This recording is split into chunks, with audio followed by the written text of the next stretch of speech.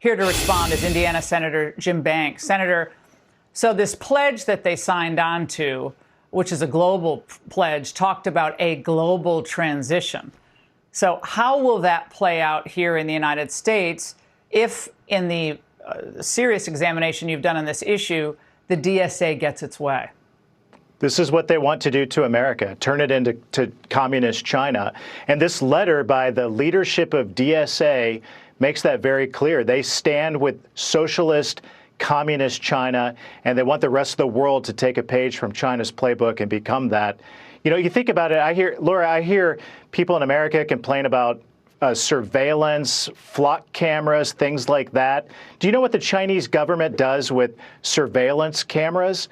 They round up Uyghur Muslims and put them in detention camps and with human rights abuses, force them to make tennis shoes and other products to sell to the rest of the world. That's what the DSA, the socialist wing of the Democrat Party, wants to turn America into, that kind of country where you don't own your job, you don't own your house, you don't own your car. The government owns it for you. And we all know that communism is shared poverty for everybody. So the DSA is telling us out loud exactly what they want to do to America in this letter. They stand with the socialist policies of communist China. That's what they want to turn America into, and we can't let them do that. I want to go back to something we talked about at the top of the show in the angle that you start seeing some Democrats in the commentariat, at least, who are saying, "Whoa, this is not what we bargained for." What do you say tonight to them, Senator, about coming into this movement, even if it's just temporarily, coming into this movement to try to save the American worker and the American system, the American middle class, against this tyrannical push for socialism/communism? What do you say to Carville, Manchin, and people like Bill Maher, maybe Shapiro and others?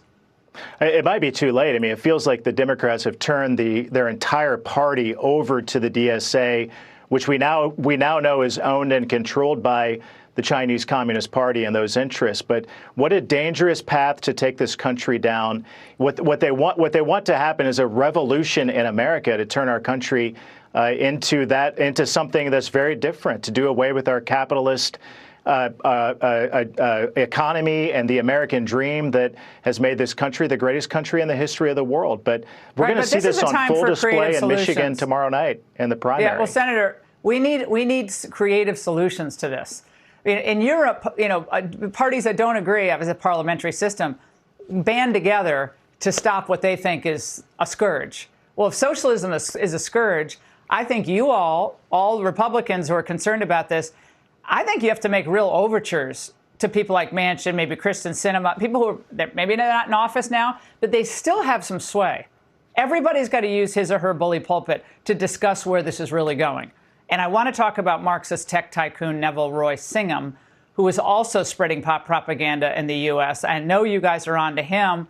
Gave more than $39 million total to socialist organizations here, including the People's Forum and a number of others. Senator, what's the end goal with him? How can his overseas contributions be examined as an effort to undermine the American system and perhaps seditious? Yeah, finally, the FBI is investigating him. He has used his billions that he's made in the tech companies from communist China and funneled that into our political system. He already bought off Code Pink. He's married to the co-founder of Code Pink. Now you see these billions of dollars out of China going into our political system to buy off anti-American groups, anti-ICE groups. And finally, the FBI is investigating him thanks to the great work by Fox Digital that's uncovered a lot of these links. We're finally seeing this investigation occur. All right. Well, Senator, we got to get the FBI going on this. This is serious, and you all have your important oversight role in making sure that happens. Senator, thank you very much